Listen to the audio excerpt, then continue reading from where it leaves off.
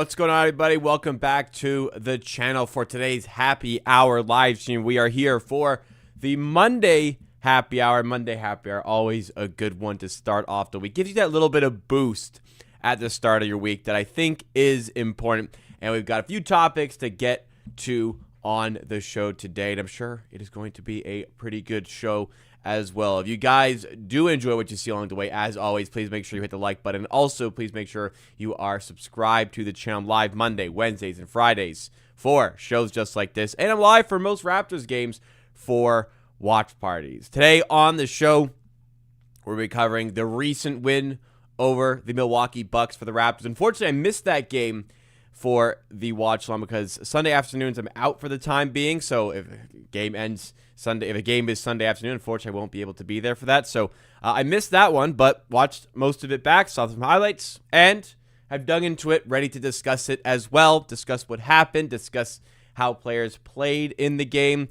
Also, we're going to be discussing the Raptors and what is, I think, an underrated part of what they have done this season. Much has been made about them not necessarily beating teams ahead of them in this standing, but there's something else I wanted to look at, which I think is pretty important for what the Raptors are doing this season.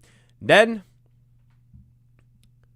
we'll get the questions from you in the chat, as always, see what you have to say, see your thoughts and everything before we wrap things up. But to get us started today, I think the grand majority of the audience here on the channel, I look at the analytics and stuff, the grand majority of the audience here is filled with Canadians. I mean, it's a Toronto Raptors themed channel.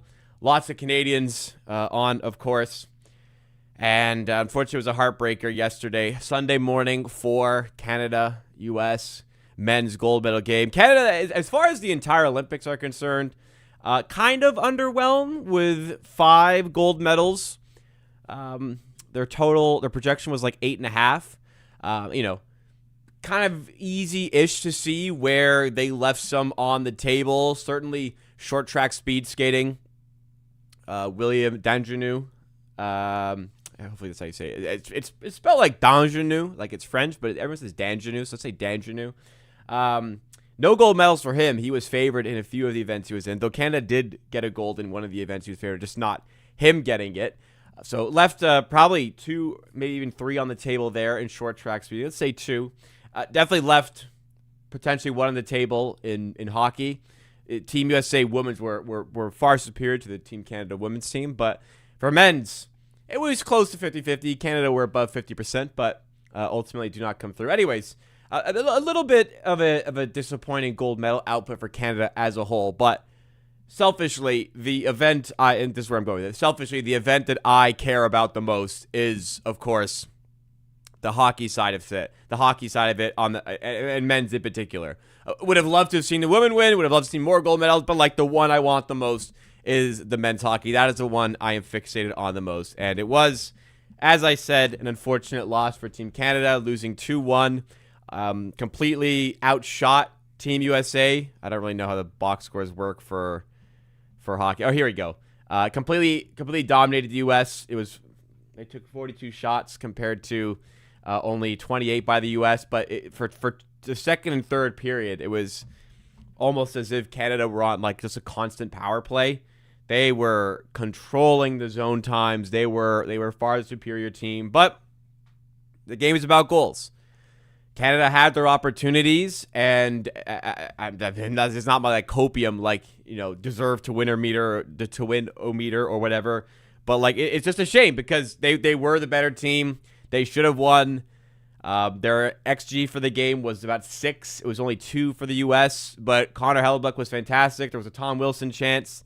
This one from Devon Taves, which you see on screen here. There was the Nathan McKinnon open net miss. Like, just everything went the U.S.'s way in that regard, and Hellebuyck had a great game, and the U.S. won. They didn't deserve to win, but they won, and that's what it's about. It's about scoring the goals. So that was pretty gut-wrenching. I don't know if you guys at all had eyes on that game, but I was at a bar local to me in Toronto. It was tough getting a reservation. I was at a bar for the semifinals against Finland, and as soon as Canada won that, I went to the front to the hostess at the front, and I asked if I could make a reservation for Sunday morning. They said there's no more space for reservations Sunday. I'm like, really?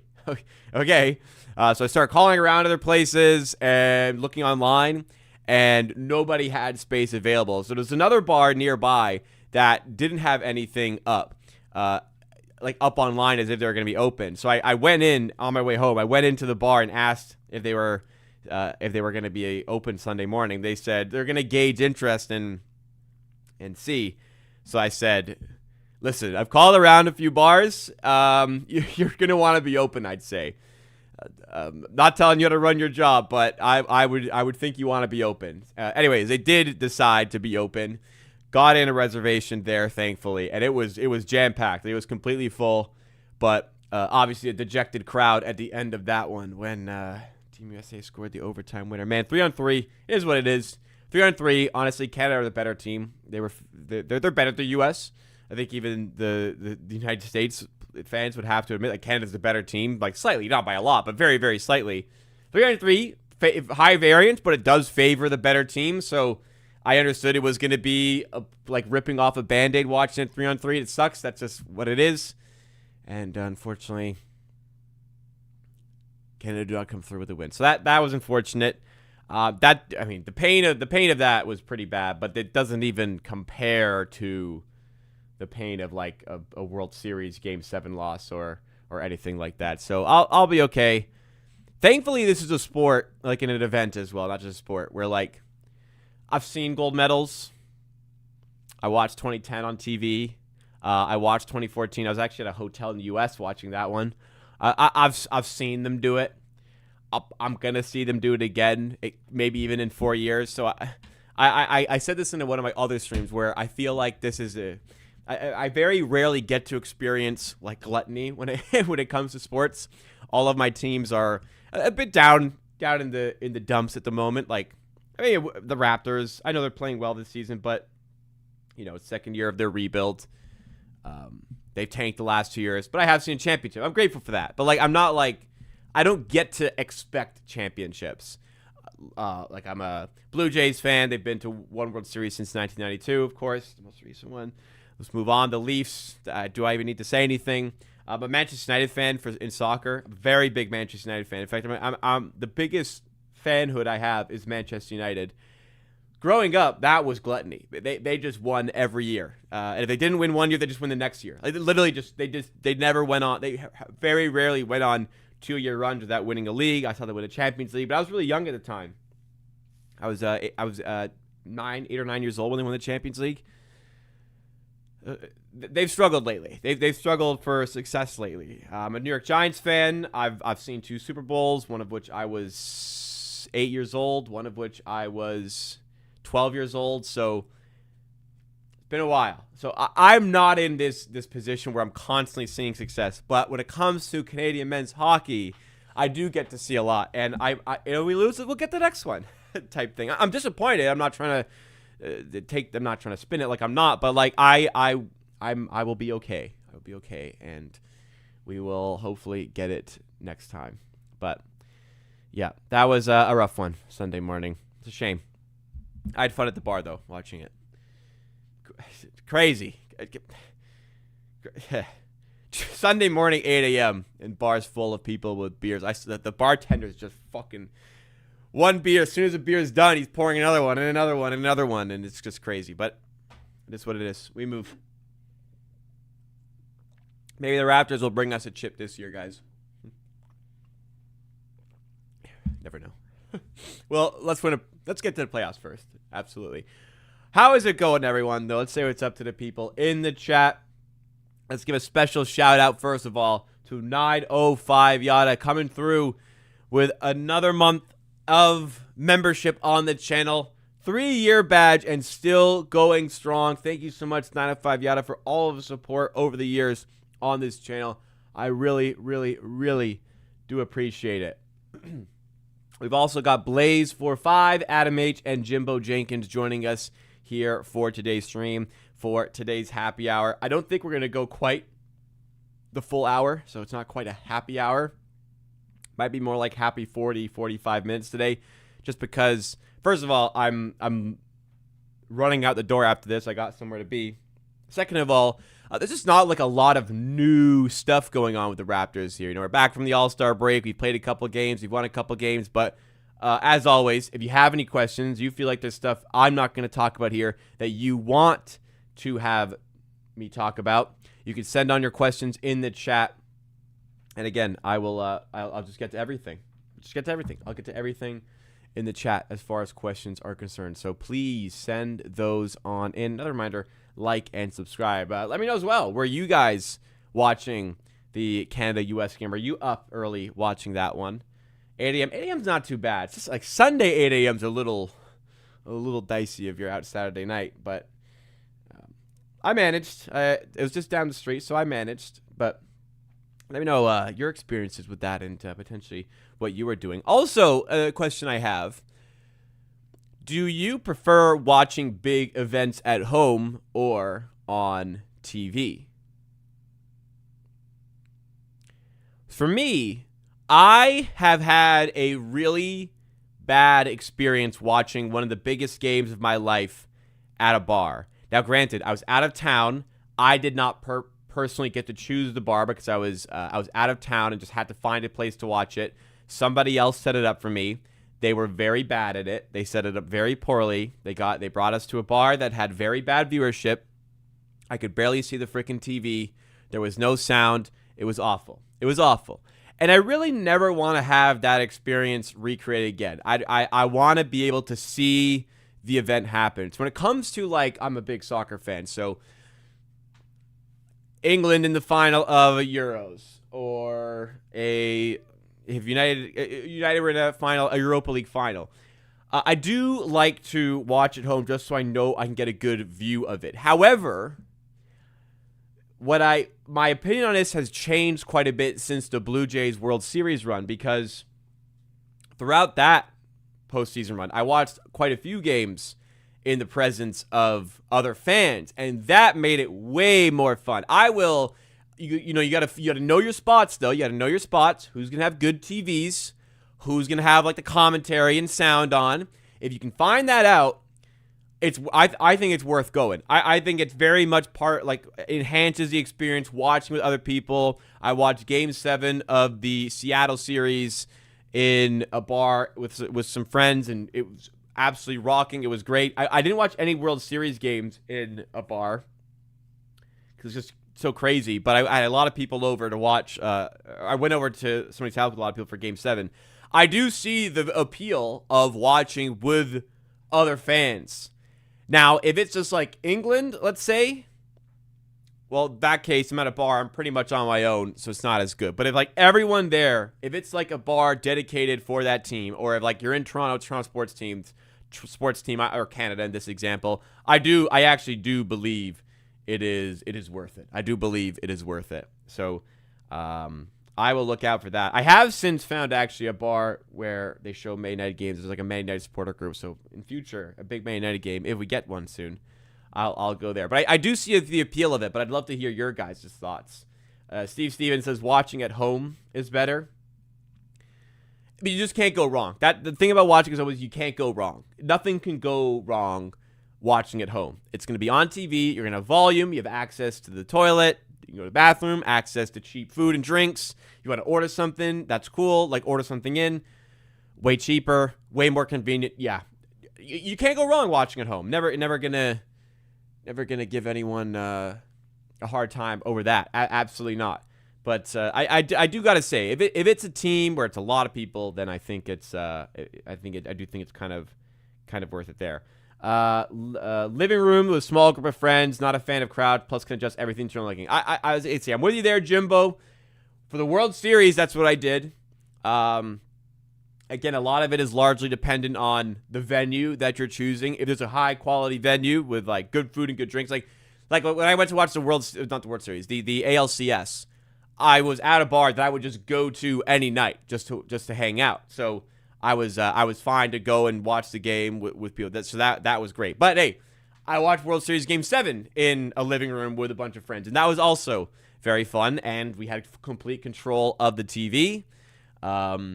If you're watching your own house, there's no walk of shame home when your team loses and you're decked out in your Blue Jays gear. But I was at someone else's house, so That was an unfortunate walk of shame. It's more shameful like NFL because there's such like a large segregation for like fans in the area. Like there's so many different fan bases. So I find it really funny when the Bills lose a big game. I see all these Bills fans doing the walk of shame back to their house and all their Bills get up. That's kind of funny to me. But anyways, I've learned to appreciate the bar experience for a big game more during this Olympic run, but mostly during the World Series. And look, if bars aren't your scene to begin with, that's fine. But I mean, again, I was at a place I would just normally go to just hang out without a game having to be on. So to do that and have the game on, I did have fun, even though Canada did end up losing. Was their goalie, Barnes says, was their goalie that much better? Well, yeah, Hellebuyck had to have been like a 99th percentile game. He saved 5 more shots than expected. Like the XG for Canada was 6. They scored 1 time. That is a ridiculous, sure, you can blame Canada like they missed their chances, but that is a absolutely ridiculous stat line. Unbelievable display for the goalie. I don't necessarily think Binnington was bad. The first goal was probably savable on the breakaway. Second one, he's right in on goal. It certainly was savable, but I can't really fault a goalie for not saving either of those. If you compare him to Hellebuyck had one of the greatest performances ever by a goalie. So, of course, Hellebuyck played better, but I don't necessarily think Binnington played bad. I thought he was fine all tournament, really. Not sure a different Canada goalie could have done better than him. There was criticism for Binnington playing, and I'm not a big Binnington fan, but it's just, I don't know. I don't think any blame can go there. Yeah, the stick save on Taves was just ridiculous, absolutely.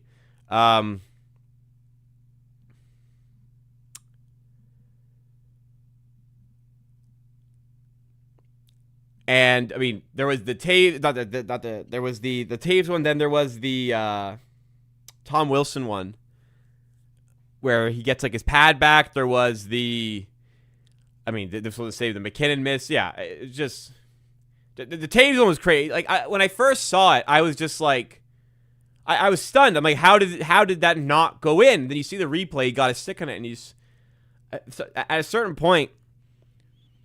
Maybe at a certain point you'd think like it's just not your day today. I never got there. I'm just like we're right there. We're gonna score, and we didn't. Like it just didn't happen. The McKinnon one was the one. That was the one. But again, like credit Hellebuyck. He was extraordinary in that one. Absolutely. All right, guys. Let's start digging into the Raptors side of things here because the Canada hockey was not the only game that took place on Sunday. Of course, there were a lot of other games, but the one we're focusing on, of course, is the Raptors 122-94 win over the Milwaukee Bucks. Kind of a story heading into this one was Scottie Barnes not available for this one due to personal reasons. I ignored the video. Scottie Barnes was not available due to personal reasons for this one, so he missed practice on Saturday and then ended up missing the game on Sunday as well as a result of this. I've been really busy today, so I haven't looked. Not that like we need to know what happens, but like he could let us know. But if he doesn't, that's also fine. We don't know what he was dealing with or what it was. Thankfully, though, he will be back on Tuesday. I hope everything is well, first of all. But I would be interested to know what he was out for, just because I'm curious. But he's going to be back in the lineup for the Raptors on Tuesday. But they didn't have him for the game, yet still were able to come through and win that one against the Bucks. It was a pretty close first half.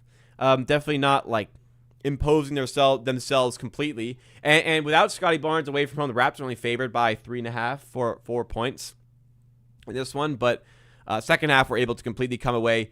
Big shout outs to Immanuel Quickley. These like really good Immanuel Quickley games are pretty few and far between. But 32 points here, 11 of 19. The big thing, he's 5 of 11 shooting. In a game where you're missing one of your top guys in Scottie Barnes, you're missing your best player, you need players to step up. And thankfully, he stepped up big time. 9 assists as well in his absence, got a lot more of the ball, was making use of it. Incredible. That's what you want out of your point guard there. Shout out Mamu as well off the bench. 15 points, 6 of 12, 3 of 8 from 3, plus 22, best plus minus in the game. And Brandon Ingram just continued to do his thing. 22 points, 6 assists, hitting his averages pretty much. 8 of 17.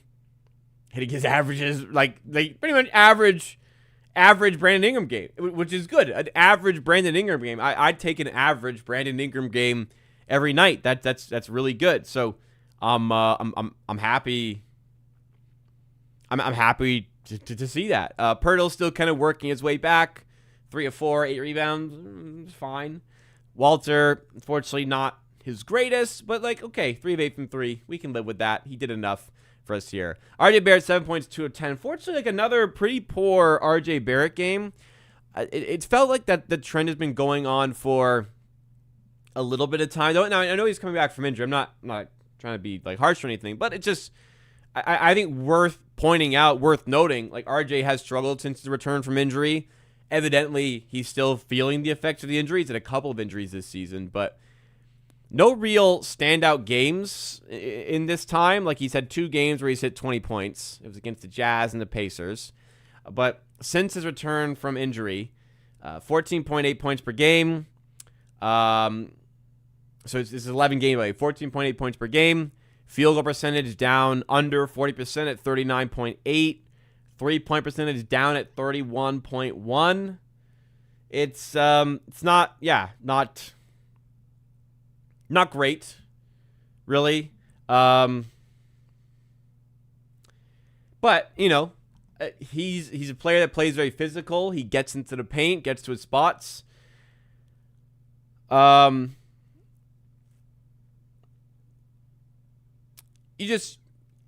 Start of the season, he was playing a lot better than this. So it's leaving a bit to be desired, but hopefully he can get back into the swing of things. But it has been a little bit of time since the injury as well.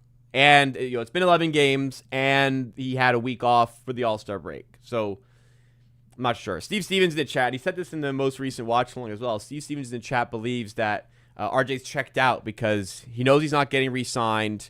Why go hard if front office doesn't want you? Possible that's playing on it. I disagree. I don't think it's that. To be honest, if you are heading towards a free agency year, no, he's not a free agent this summer. He will be next one. If it's not a free agency year, I would think, if it's close to a free agency year, I would think you're working on getting your value up so that you can get a bigger, a sizable contract when you do become a free agent. I feel like contract years are a big thing. People talk about contract years all the time. People are trying to earn that next deal. So I don't think that's what it is. I also, the front office hasn't wanted him for a while, and that hasn't been a deterring factor. But, maybe it's part of it. Maybe it's a few things in conjunction. Maybe it is that he's just not happy with the situation in Toronto. And I can certainly understand why that would be the case.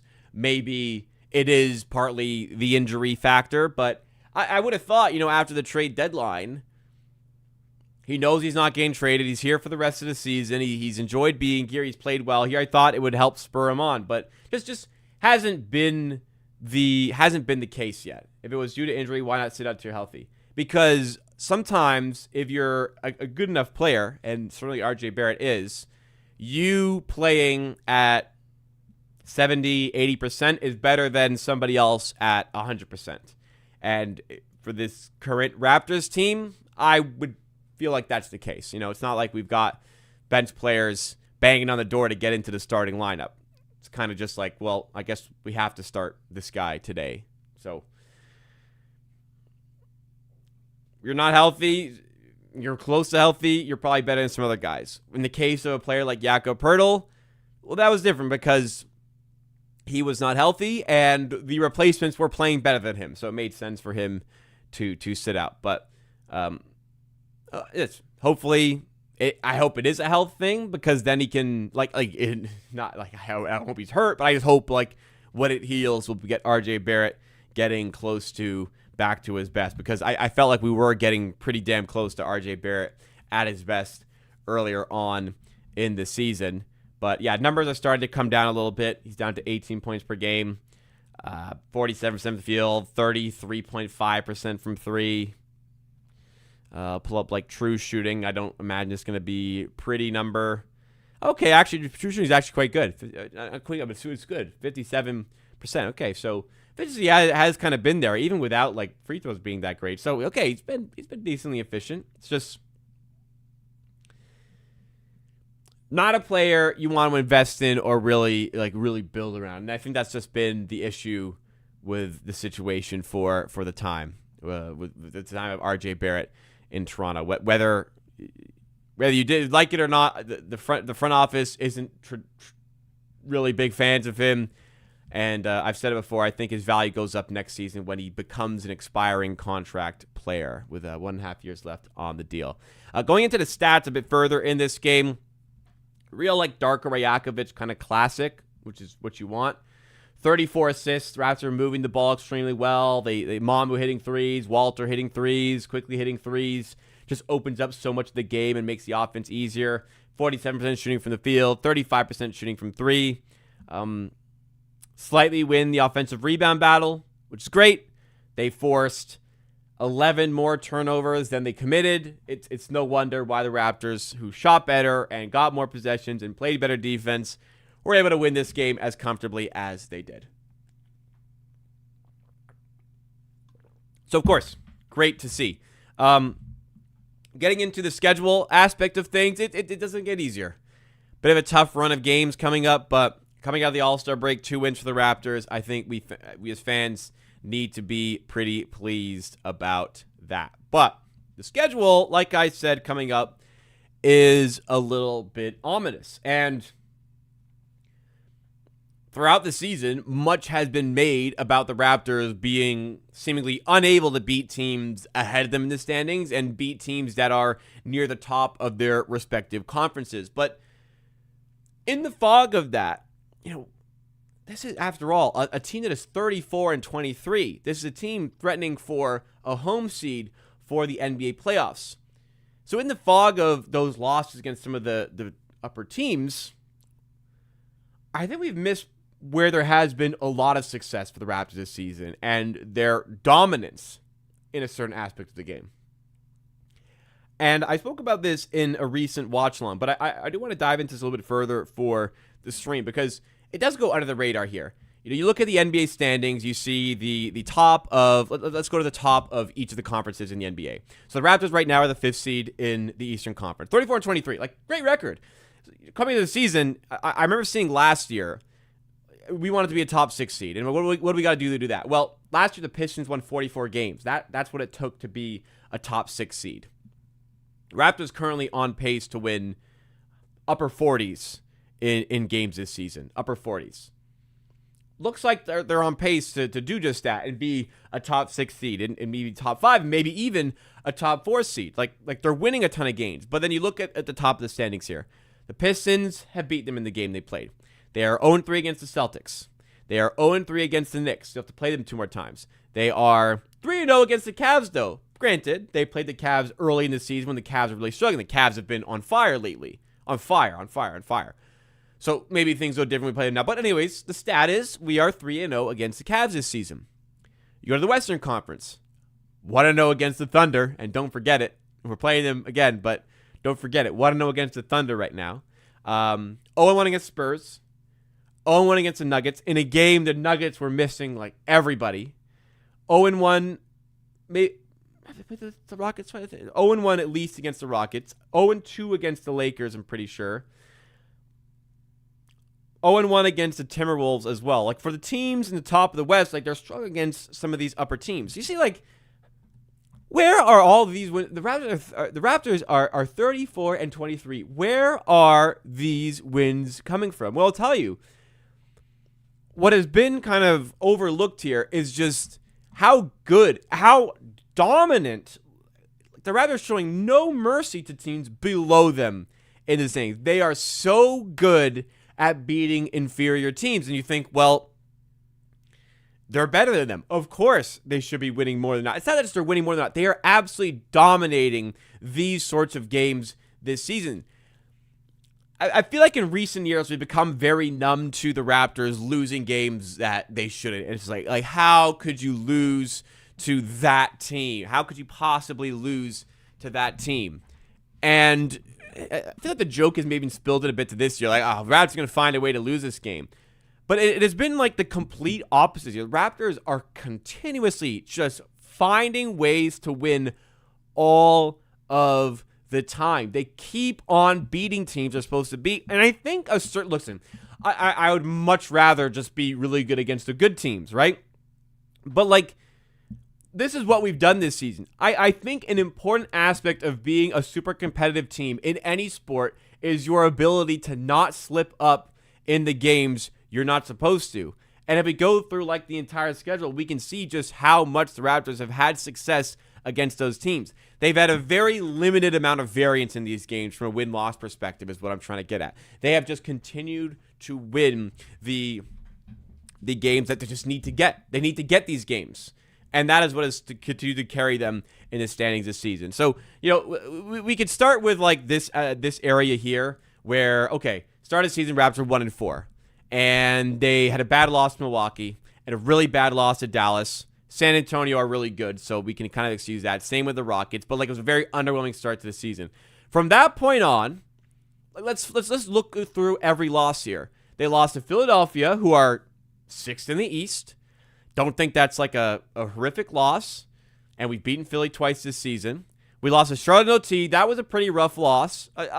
Granted, Charlotte are also storming up the NBA standings, but that was a rough loss. Let's not spin it in any direction for that early in the season. Lost to New York. Knicks are really good. Lost to the Lakers, playoff team in the West. Lost to Charlotte again. That was a bad loss. I get Charlotte going the same, but the Raptors were awful in that game. Lost to the Celtics. I've already talked with them. Same with the Knicks again. Then Boston. Now here's the bad pocket. This was the bad pocket of the season. This right here. These four. This was the bad pocket because you lost to Boston, and we can even extend it maybe down to Denver. You lost to Boston. Rough one. Didn't play well. Embarrassing loss to Brooklyn. Embarrassing loss to Washington. These are the only two real outlier losses. Those are the only two real, wow, like, how did you lose to that team? And they got blown out in both those games. Those were awful, awful Raptors games. But we just haven't had a lot. We haven't had a lot of these just truly horrendous outlier games. That's why they're such strong outliers. Brooklyn and Washington, bad ones. And again, maybe even Denver because on New Year's Eve they had like nobody playing.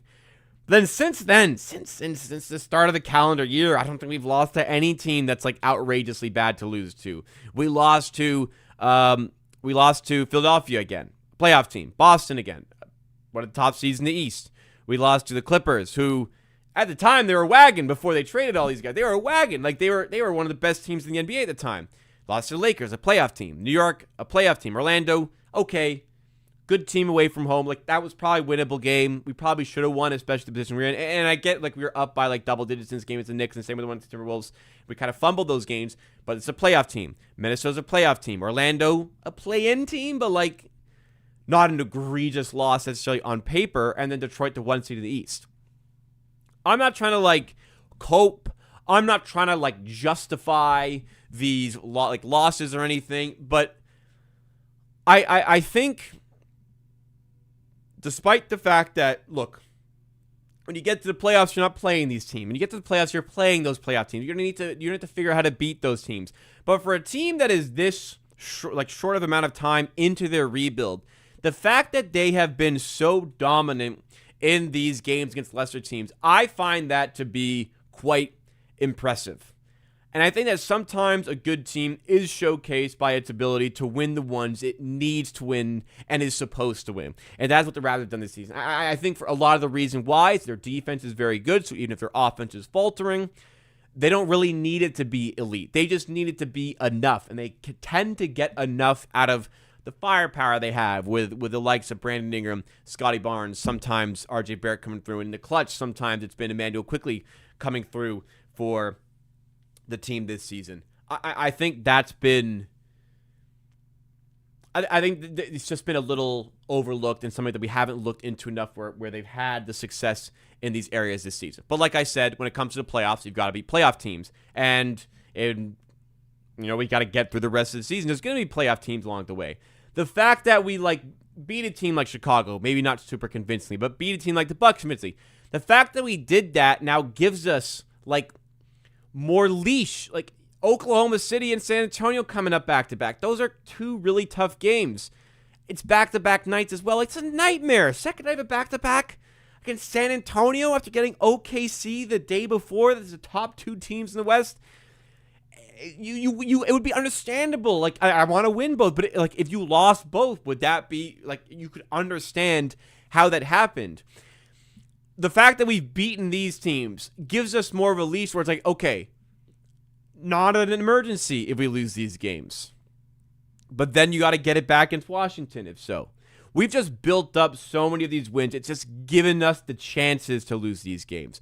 So when we progress going forward, if we can refine this a bit more, like we're not blowing some of these games late, and we're starting to beat some of these playoff teams, and we mix that in with this defense that is making sure we're just not losing to these inferior teams, I think these are great stepping stones for the Raptors to take on for the near future and in the seasons to come. So as much as there are negatives with what I'm portraying here, I think there's plenty to take positive-wise about where the Raptors record is coming from this season.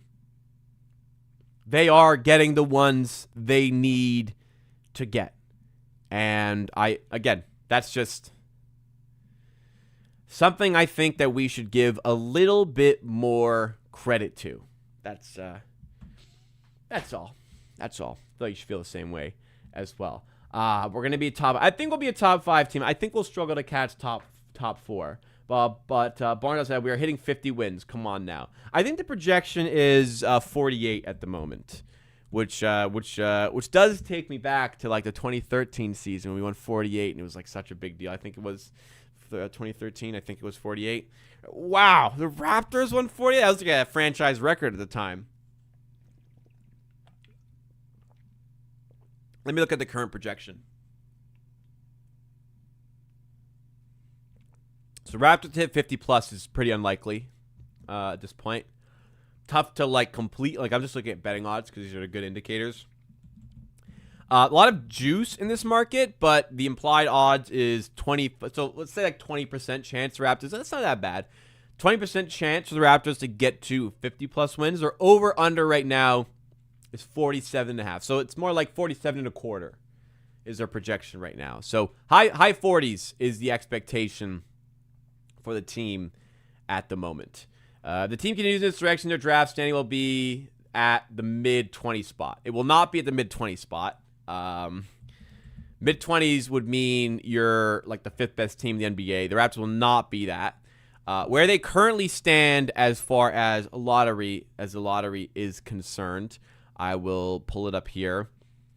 They would currently have the 20th pick. So to me, mid-20s is 24, 25, 26. I don't think they will be that good. I think low 20s or high teens is where the Raptors will end up here.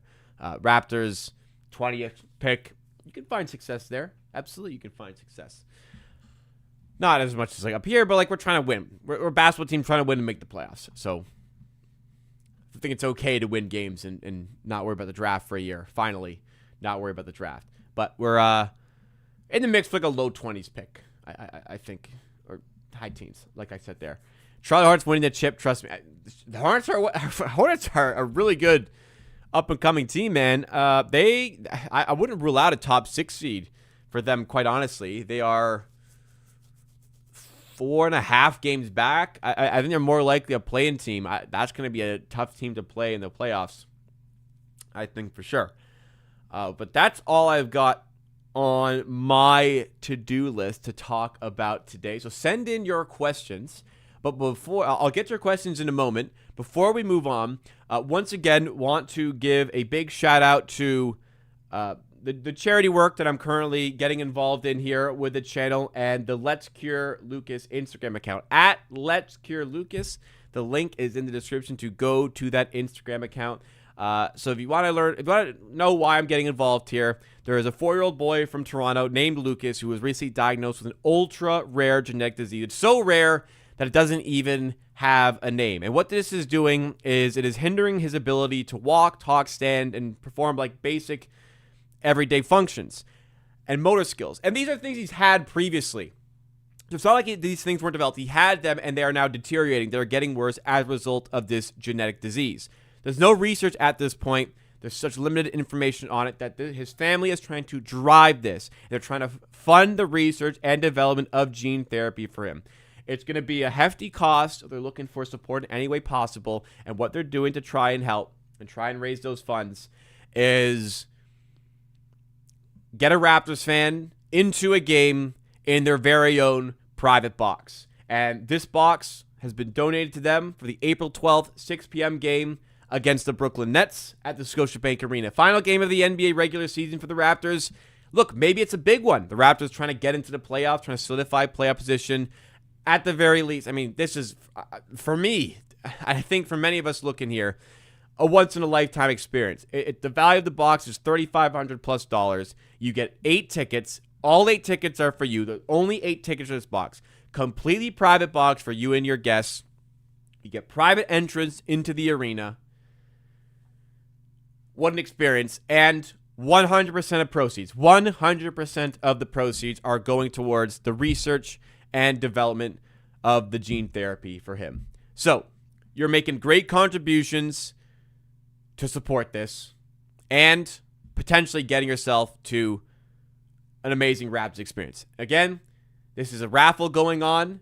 There's 3 different tiers for the raffle tickets. $25 for 1 ticket, $50 for 3 tickets, and $100 for 10 tickets. Get yourself involved. You're supporting great work here, and you might just land yourself with an amazing experience at a Raptors game.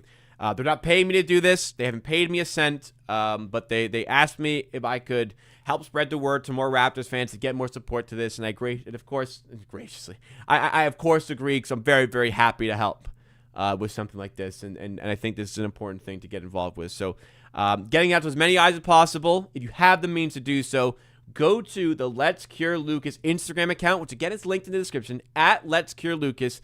You have to DM that account, and they will provide you the necessary information to enter the raffle. All right. Barnes says we need to go 16-9 to win 50. Oh wait, let's try and figure it, like where the win's going to come from. So I don't think they're going to win out of these games, sadly. So let's say we got to go 16-7 after that. Washington. So let's count. How are we going to get 16? Let's count. Washington 1. Let's say we'll sneak one of these 2, New York or Minnesota. We'll give us a half each here. So 2. Dallas is a win. Should be. Houston, probably a loss. So not there. New Orleans a win. Home to Phoenix will be tough, but I think we can win that. That's 5. Detroit's the 1 seed. I can't give us a win. I'll give us a win for Chicago. Okay, I'll give us a win. I'm being generous and giving us a win here for Phoenix away. I'll give it for Utah away. So it's 8. Clippers away, I'll give us another one. That's 9. New Orleans, please, 10. Orlando at home, let's say 11. Sacramento, because I think we'll lose to Detroit away. Sacramento, 12. Memphis, 13. And then Boston, Miami twice. Boston may be tough. Miami twice. I can give us 15, 16. That's 14, 15. And then 16 in Brooklyn at home. You know what? It's doable. It's doable, man. Like, okay, let's.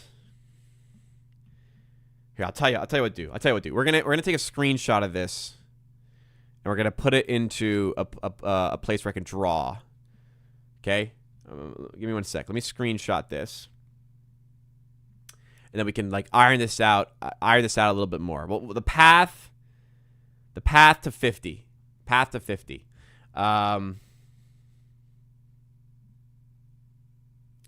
sec. Let's open this in Photoshop so that I can draw on it and draw how we're going to do this.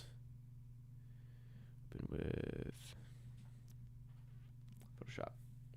I do agree. We could beat the Knicks. I mean, like, I'm just trying to be, like, realistic with, like, where the wins are coming from. So, okay, here we go. We got Photoshop pulled up.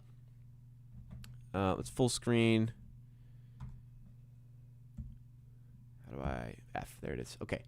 Full screen. Let's draw. How do I draw? I never draw Photoshop. Pen tool? Is this?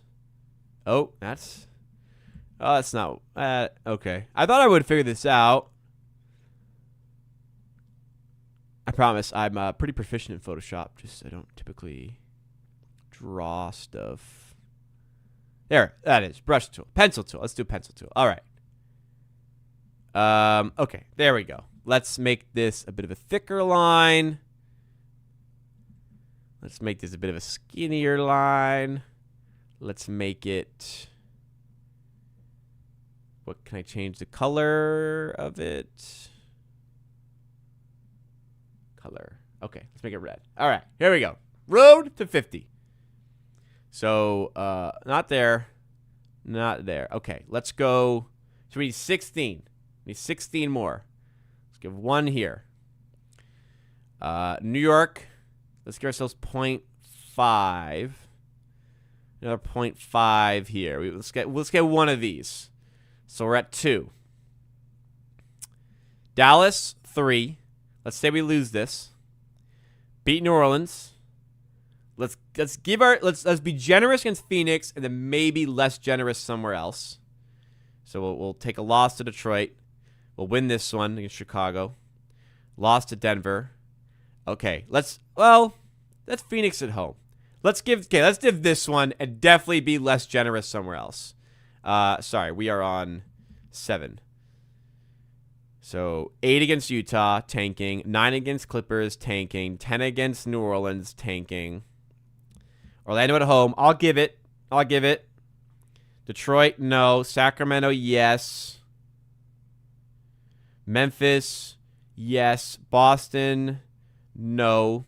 Okay, I said we have to be less generous somewhere else, so I'll give Miami a split here. So I'll give us this one here, not this one. New York will be tough at MSG, and then Brooklyn at home, 15. So I think we could hit 15, being very reasonable. I think we could hit 15. So all we got to do is have a slightly unreasonable win here or there to make let's say 2 of these more unreasonable. So what would be the one like the Miami one here would be this is the ones you got to turn. You got to turn one of these 2 here. You got to find a way to turn that one or turn this one in your favor.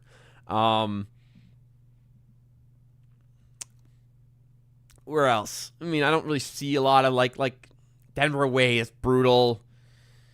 Can you sneak a Detroit one at home? Can you sneak one of the Knicks ones? I mean, I gave us 0.5 here. It's doable. It's doable. Steve seems I can see 69. This team is healthy, mainly Yak and RJ. Yeah, if this team's healthy, it's very doable. But even without that health, I don't think it's out of. I don't think it's out of realistic possibilities that the Raptors could win 50 games this season, and that would be extraordinary, extraordinary for sure. But that was a fun exercise to go through to finish off the stream today. All right, I need to go. So if you guys enjoyed, please make sure you've hit the like button, support the channel, support the content. If you're new, subscribe. Make sure you keep up to date with all the content. I'm live Monday, Wednesday, and Fridays for shows like this. I'm also live for Raptors games in the form of watch parties. Thank you for being involved with the channel, guys. I'm working very, very hard to keep bringing you content. I hope you guys recognize that. And I just appreciate, a little bit of extra, just watching is great. But, hey, if you can go the extra few and hit the like button and all that, I'd really appreciate it. Back tomorrow for another watch party. Raptors, Thunder. Let's see how we get on.